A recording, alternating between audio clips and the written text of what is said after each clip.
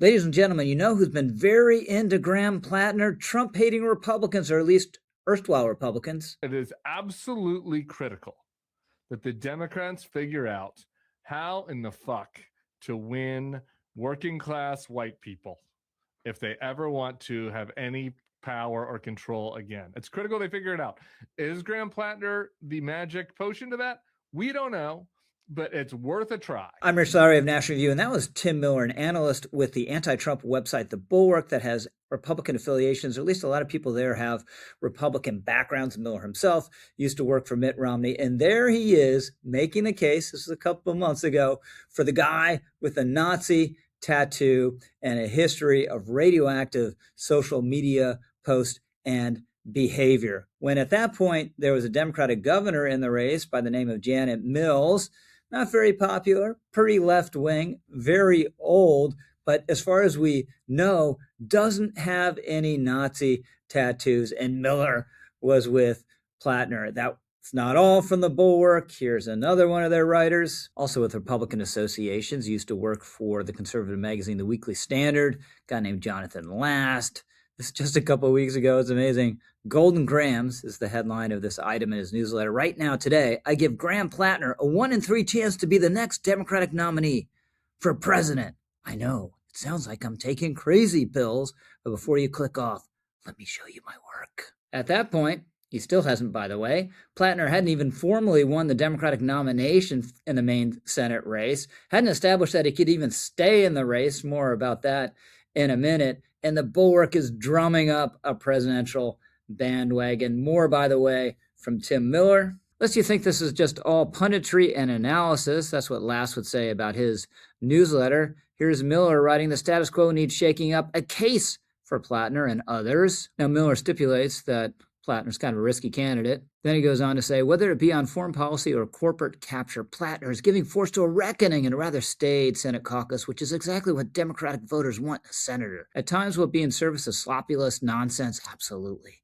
But if Democrats are going to regain support from the non-college educated independents who fled during the Trump years, having a champion for fighting corporate capture and stupid Middle East entanglements is an important value add when it comes to policymaking and rebuilding the party brand. So how do you go from being an anti-Trump website with Republican leanings to being in favor of Graham Platner, who's clearly a dirtbag? We knew that prior to the latest revelations, by the way, although we'll get those in a moment. And then substantively is a socialistic, anti-Zionist, progressive ideologue. How does that happen? Well, there's certain Republicans who decided they didn't like Donald Trump. Understandable, obviously, from where I sit, and therefore concluded their conservative beliefs must somehow be tainted or be responsible for the rise of Donald Trump. For me, it seems obvious you can be pro-Constitution, pro-free market, anti-abortion, pro-gun rights, all of that,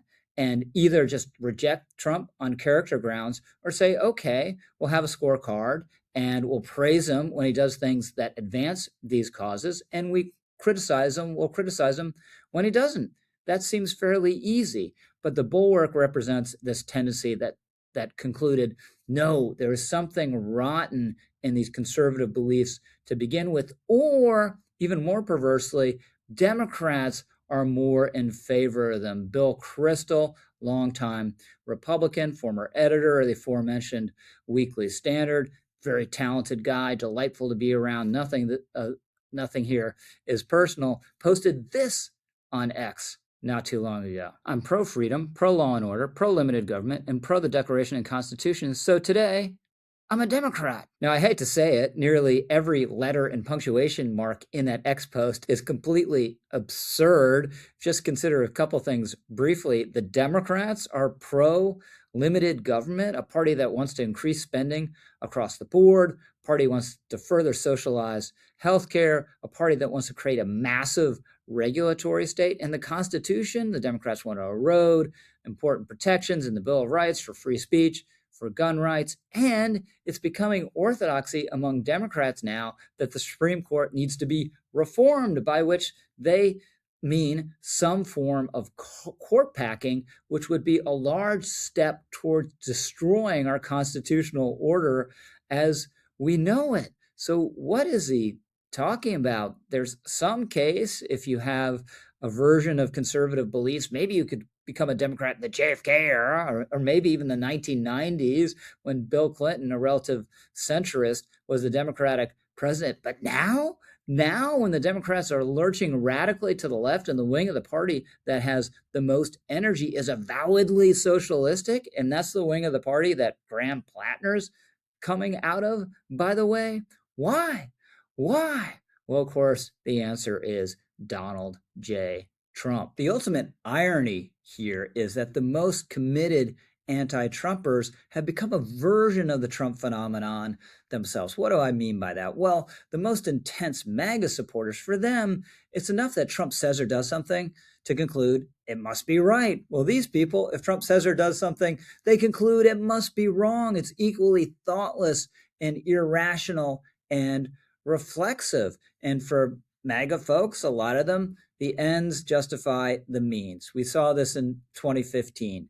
All character concerns thrown out the window, all concerns about the morality of their candidate thrown out the window. We still see that today, unfortunately. But now the anti-Trumpers are doing exactly the same thing. If you oppose Trump, you'd think they conclude, well, we need to be more concerned about character, more moralistic. But instead, they're jettisoning all that in the cause of opposing Trump, which is why they're falling in the arms of this guy, or at least finding themselves sympathetic to this guy who's a complete a-hole. So if you're opposed to Trump because of character and morals, you don't go to Graham Platner, right? Was anyone surprised? Did anyone, when we learned that he was sexting women right after getting married? No, that's not our Graham. He couldn't possibly do that. Not our Platner. Did anyone think that when we learned that he's on the sleazy, has been on the sleazy app Kick that's often used